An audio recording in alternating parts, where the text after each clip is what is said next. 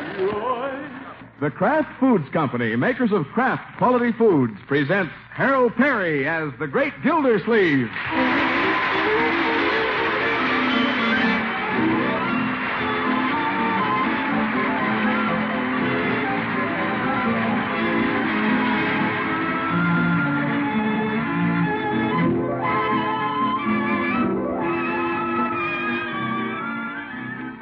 The Great Gildersleeve is brought to you by the Kraft Foods Company, makers of the famous cheese food Velveeta. Everybody goes for Velveeta's rich yet mild cheddar cheese flavor in snacks, in sandwiches, and in hot dishes. And Velveeta, you know, helps supply important food values from milk and is as digestible as milk itself.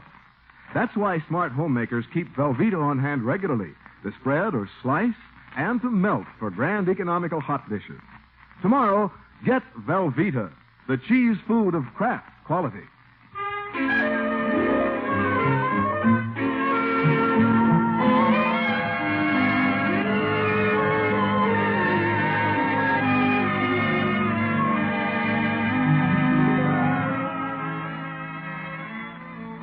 Well, there's an undercurrent of excitement around the breakfast table at the Great Gildersleeve's house this morning.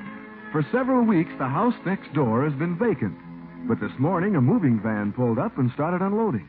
Oh, Roy! Leroy, sit down and eat your breakfast. Yes, Leroy, it's corny to stare out the window. Just like a gossipy old hen peeking out through the curtains. Gosh, off the side of the moving van says Sioux Center. Must have come from way out west. Yes, sir. Sioux Center. I want to see what they're unloading. They're not going to unload any Indians, Leroy. What an impossible little brother. How can you be so nosy, Leroy? Now they're taking out a phonograph. Oh, they are? Oh, I'd like to see that. Marjorie, not you, too. It's a phonograph, all right. I wonder if they have any new records. More coffee, Miss Gilsey? Yeah, thank you, Bertie. Well, I guess I may as well let the children watch them unload. Yes, sir. You know how curious children are. Now they're unloading the washing machine. They are? Oh, let me see that. What a family.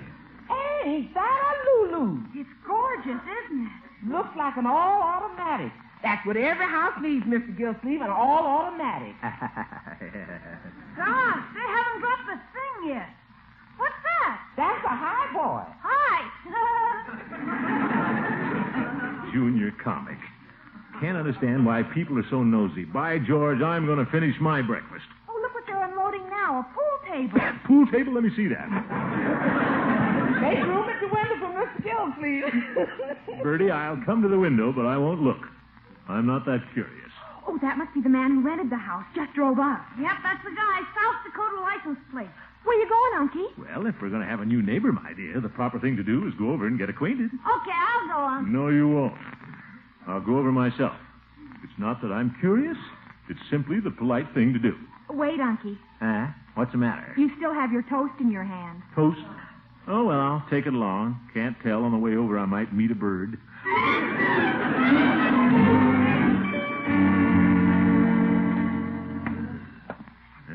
This toast is burned around the edges.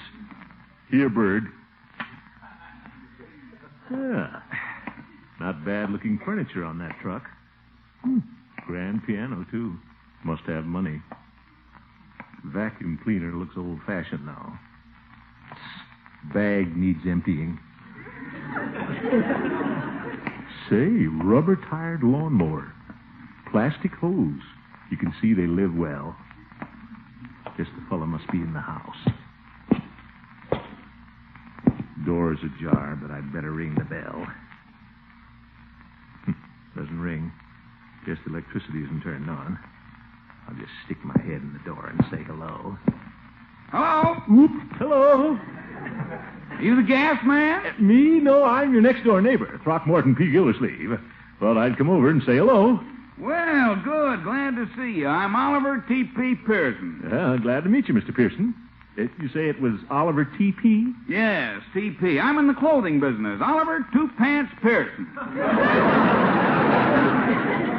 Well, glad you're going to be with us, Mr. Pearson. Come all the way from Sioux Center, did you? Yes, sir. Going into business. Understand you're a prominent man here, Mr. Gildersleeve. Well, I'm in water. That is, I'm city water commissioner. Oh, I know that. You do? Yes, Sir, before I took this house, I checked into the neighborhood. Oh? When I found out the water commissioner was going to be my neighbor, I said right then and there, this is the place for me. Really? Well, welcome to the neighborhood. Thank you. You mentioned the gas man. Have you had your water turned on? I can take care of that for you.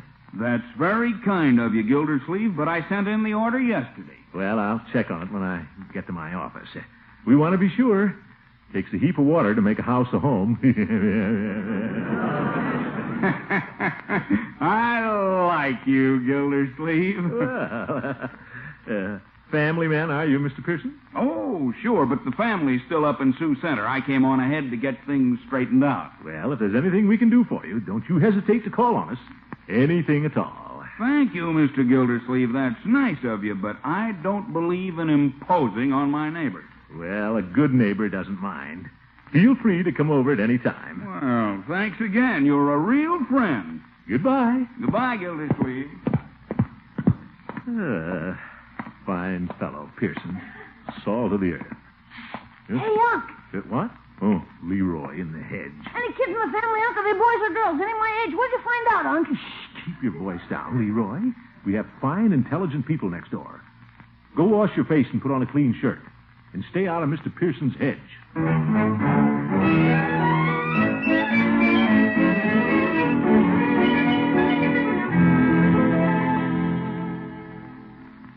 Bessie, come into my office.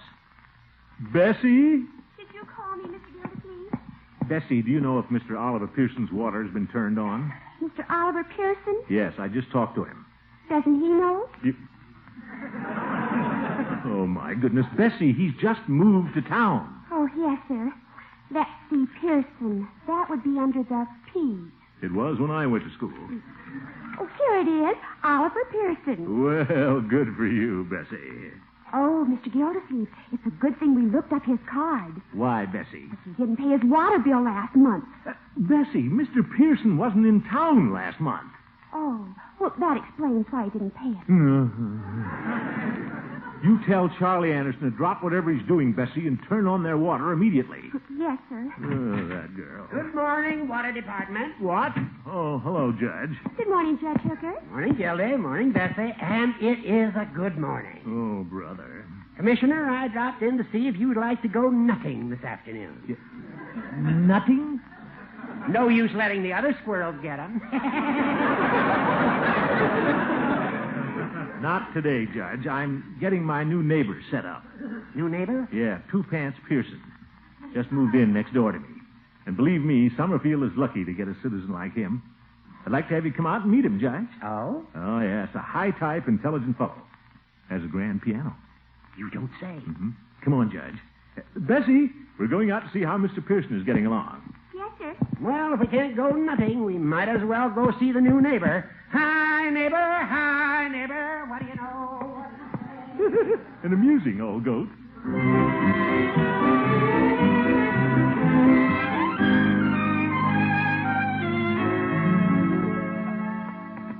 Yes, sir, Judge. This fellow Pearson is a charming fellow. We might do well to invite him to join the Jolly Boys Club. Can he sing? Of course he could sing. He's a regular fellow. Look, there he is waving at me from the upstairs window.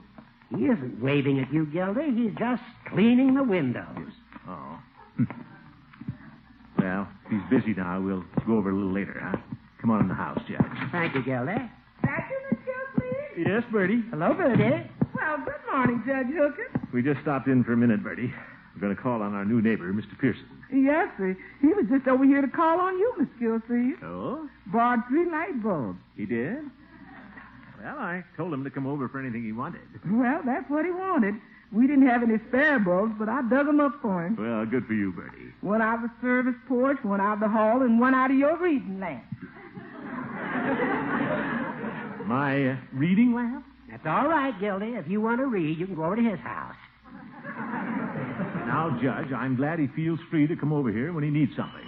I get it. Never mind, Bertie. I'm right here. Oh, hello, Mr. Gildersleeve. Well, Mr. Pearson, come right in. I'd like to have you meet a very good friend of mine, Judge Horace Hooker. Judge Hooker. Well, how do you do, sir? This is indeed a pleasure. Thank you. Pleasure to know you, Mr. Pearson. I don't want to be a bother, Mr. Gildersleeve, but I wonder if I can use your telephone. Oh, no bother at all. Not at all. Go right ahead. It's right there in the hall. Well, thanks very much. The Summerfield directory is right there with the telephone. Oh, I won't need it. I'm calling long distance. Oh? Well, help yourself. My, long distance. He did say long distance, didn't he? Operator, I'd like to talk to Mrs. Oliver Pearson, Sioux Center, South Dakota. South Dakota? That's a long ways away. Yeah. I'm calling my wife in South Dakota, Mr. Gildersleeve. Well, good.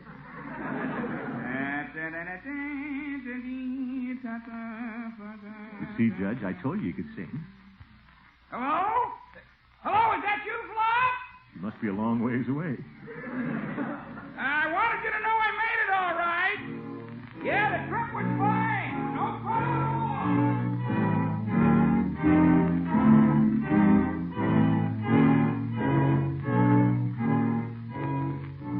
What did you say, Fluff? Still at it. Will you repeat that, Fluff? Oh, yes. The neighbors are fine. Wonderful neighbors. He's a grand fellow. His name is Gildersleeve. No, Fluff, not Gilder Cheese, Gildersleeve. That's right. Gilder cheese. All right, Judge. Tell me, Fluff, how's your mother? He's been on the phone over 6 minutes, Gildy. That's quite a while on long distance. Mm-hmm. That's his business, Judge. It's his phone call. Yeah, but it's your phone bill. Mm-hmm. Well, dandy, Fluff. Now, Judge, Pearson can't pay me till he calls the operator back and finds out what the bill is. I'll hang up now. He's going to hang up. Nice to talk to you, Fluff. I'll expect you next week. Goodbye, Fluff. Goodbye. 7 minutes on the nose. Please, Judge, he can afford it. Thanks a lot, Mr. Gildersleeve. Oh, that's perfectly all right. Well, I'd better get back. So soon, but, Oh, yes, I have more windows to clean. Well, Abyssinia. But, Pearson, aren't you, forgetting something? Forgetting something? Oh, yes, I beg your pardon. Sure. Goodbye, Judge Hooker. It's been a pleasure to meet. Goodbye, Mr. Pearson. Gildy, do you mind if I use your phone? I want to call South Africa. Never mind. Give me that telephone. Operator, what were the charges on that call? How much? Leak.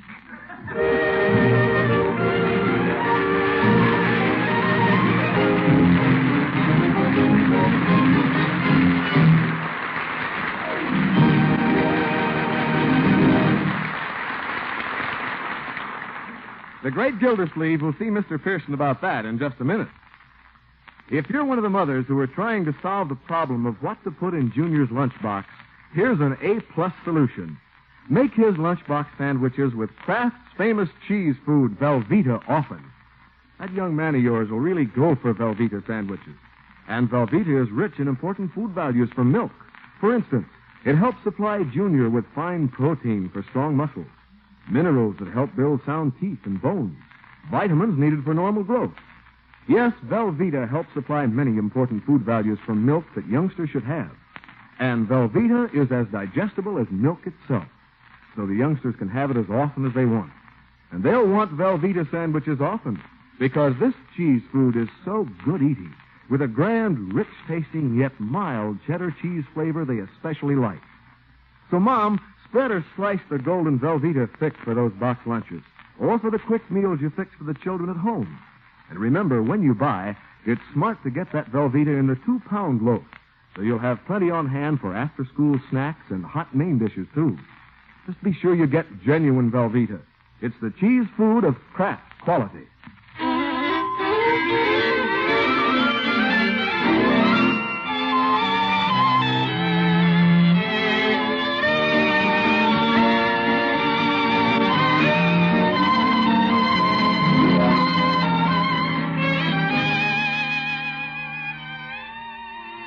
Well, when the great Gildersleeve found out he had a new neighbor, he immediately went over and extended the hand of hospitality.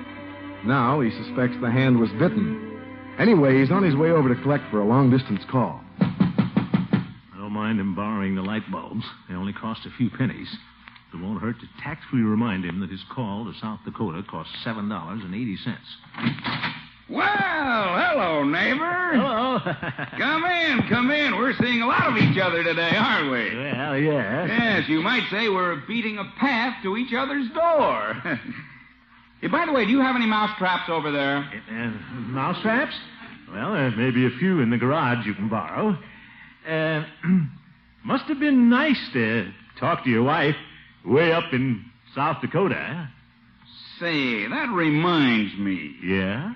My wife likes the couch in front of the bay window. Oop. You grab that end, and I'll take this end, and we'll put it over there. Well, if that's the way she wants it. You'll have to lift up a little more. Pretty heavy.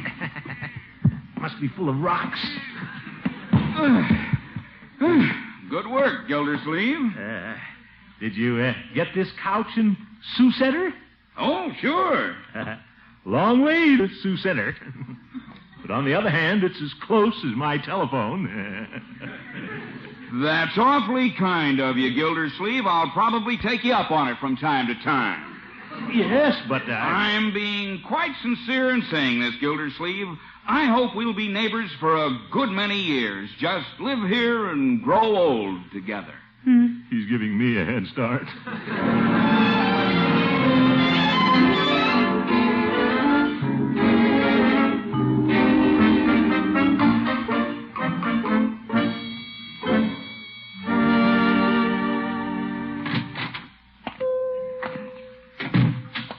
Hello, Peavy. Yeah, hello, Mr. Gildersleeve.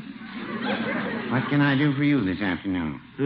I think I need a long, tall Coke, Peavy. Very well. This little man has had a busy day.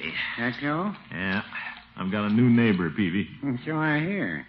The judge tells me you two hit it off right away. Well, he's hitting me off. I tell you, Peavy, a man makes a mistake trying to be too good a neighbor.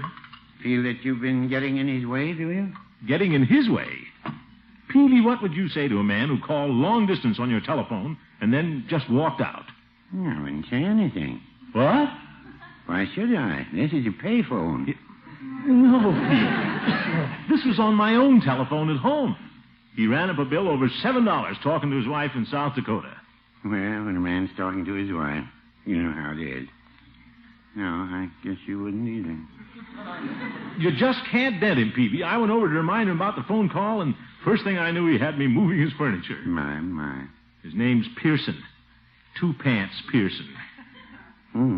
Odd middle name, Pants. Yeah, the worst part of it is he's settling down next door to me. Plans to spend the rest of his life there. Well, Says he and I can grow old together. A fine prospect for the future. What would you do in a situation like this, Peavy? well, No, I don't know why I'm asking you. You never had anybody come right in and take over.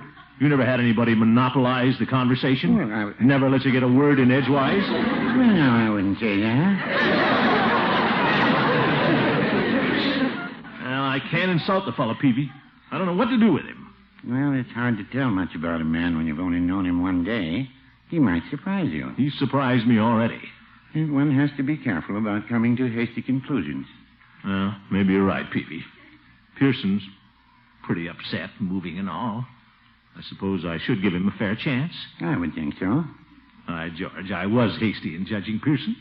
Could be a nice fella. Just snowed under with all that furniture. Moving and all. Got a lot of things on his mind. It's quite possible. Of course, you can't be sure. I realize that, Peavy. I got chummy with a neighbor once. Worked out all right, didn't it? Well, that's how I got Mrs. Peavy.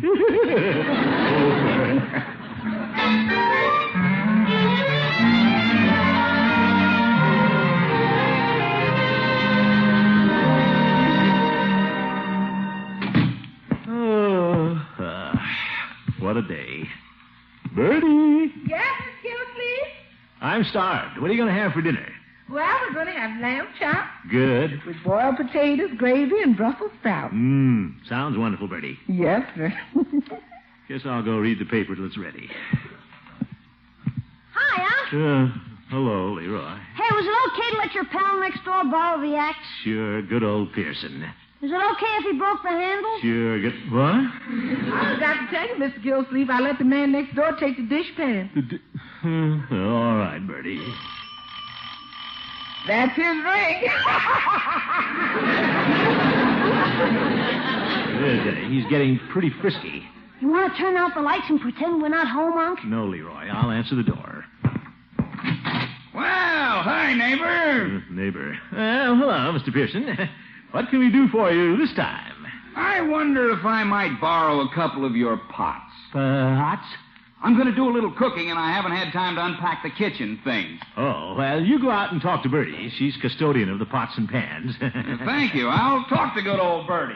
Who was at the door, Uncle Morris? Nobody for you, Marjorie. Mr. Pearson. Oh, is he over again? Yeah, this time he's borrowing pots and pans. Is he going to cook his own dinner? Why don't you invite him to have dinner with us? Well, Since his wife isn't here to do these things, I think it'd be a very neighborly gesture. I don't know. I've become a little shy of these neighborly gestures.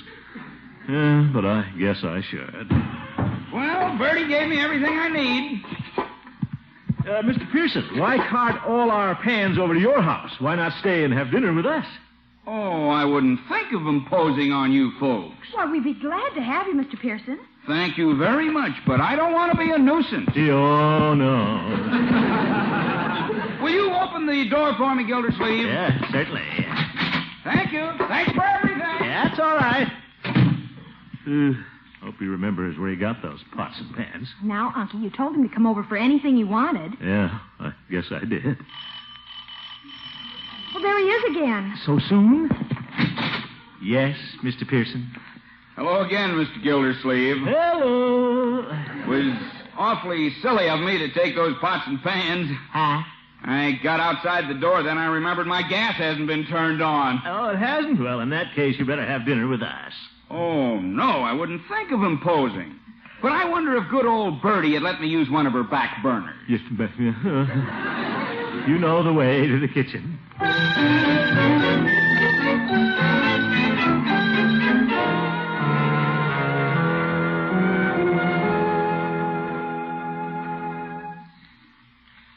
Bertie, I certainly enjoy cooking. Yes, sir. You going to be using that other burner very long? Well, I guess I can double up on things again. Oh, that's fine. Now, let me see. If I don't get the peas started, they won't be ready the same time the fried chicken is. No, sir. Now, where will I cook the peas? Any suggestions, Bertie? Okay, take the burner I'm on. I'll just dump everything together. That's quite a dish you've concocted, Bertie. Yes, sir. I hope they think so. Got to take it in anyway. Sorry I'm so late, Mr. Gillsleeve. That's all right, Bertie. We realize you're not operating under ideal conditions. No, sir. Bertie's been cooking a long time, but this is the first time she's been shoved right off her own stove. How are you and Mr. Pearson getting along? Care for some stew? Stew? I thought we were having lamb chops. Yes, Bertie. Where are the lamb chops? In the stew. We're having lamb chop stew. What? What about the Brussels sprouts and potatoes? In the stew. Oh, my goodness. Couldn't help it, Mr. Gillsleeve. When he started taking over all the burners, I had to pour the little pots in the big pot. Well, this has gone far enough. Heads up! Coming through! Hot dishes! Hot dishes? Don't let me interrupt your serving, Bertie. I'll just squeeze around behind Mr. Gildersleeve. Well, I'll pull up a little. I'll be back after dinner, Mr. Gildersleeve. Yeah, I'm sure you will. I'll return these pots and pans. Don't bother. I'll send Bertie over for him tomorrow. Sometimes people have a way of forgetting to return these little things, Mr. Pearson. Well, whatever you say, Mr. Gildersleeve.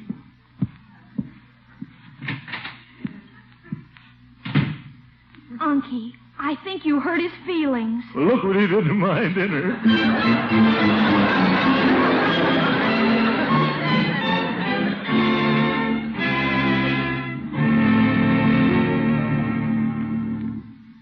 Stew.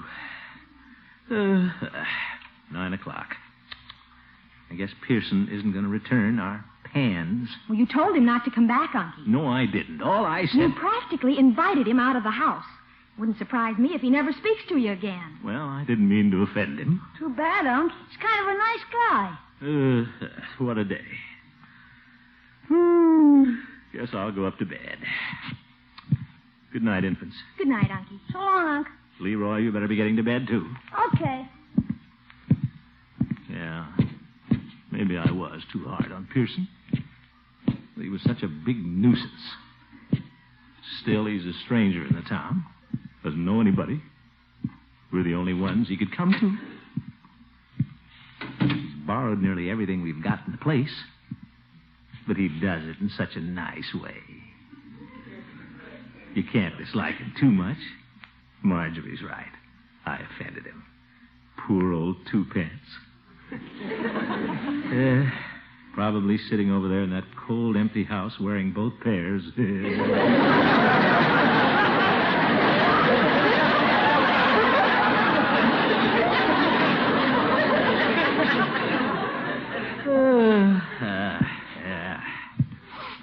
Well, I'll open the window and wind the clock.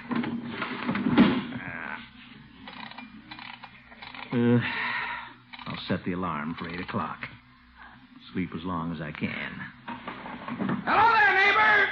Well, it's Pearson at his window. Hello, neighbor. What time are you setting the alarm for, Gildersleeve? Huh? 8 o'clock. I don't want to impose on you, but would you mind leaving your window open and setting your alarm a half hour earlier? I'm an early bird.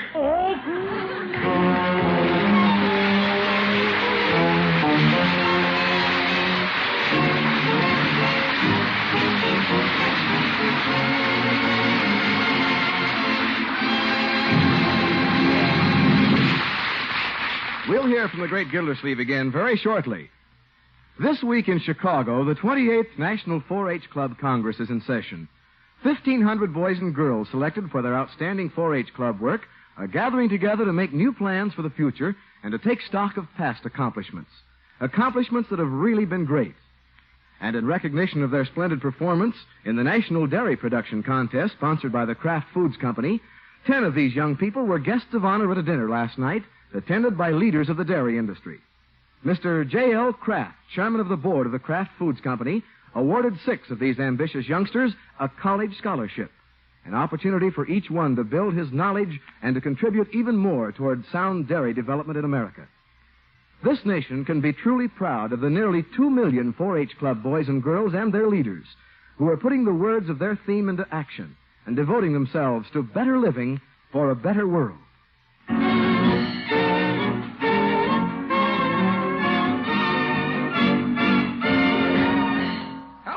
Gildersleeve? Oh, it's him again. Hello, neighbor. Gildersleeve, I feel terrible. I walked out yesterday and forgot to pay you for that phone call to Sioux Center. Well, those things happen. It was only $7.80. If you need change, I think I have it here. I can't thank you enough for all you've done, neighbor. Well, that's all right. Believe me, it isn't often a fellow can come into a town a complete stranger and be treated as royally as you've treated me. Well, thank you, old man. Don't think I'll ever forget it either. Oh, it was nothing. Well, I have to run along, Gildersleeve. Goodbye. Goodbye, neighbor. Fine fellow, that Pearson. Yes, indeed. Wait a minute. What about that $7.80? The Great Gildersleeve is played by Harold Perry. The show was written by Paul West, John Elliott, and Andy White, with music by Jack Meakin. Included in the cast are Walter Tetley, Mary Lee Robb, Lillian Randolph, Earl Ross, Dick LeGrand, Gloria Holliday, and Herb Vigran. This is Jay Stewart saying goodnight for the Kraft Foods Company, makers of the famous line of Kraft quality food products. Be sure to listen in next Wednesday and every Wednesday for the further adventures of the Great Gildersleeve. Good night.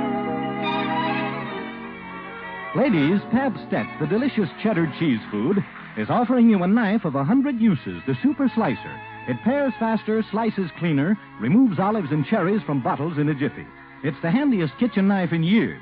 And you can get this knife for only 25 cents and the top label of a round package of delicious Pabstet cheese food or the red arrow from the top of a 2-pound Pabstet loaf. Send your Pabstet label in your quarter tonight to Phoenix Pabstet, Box 5239, Chicago 77, Illinois. Please print your return address.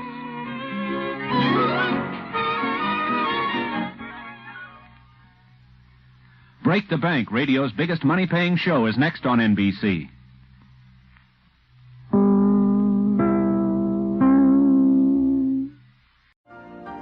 You've been listening to the OTR Gold Network. Find more classic radio at otrgold.com.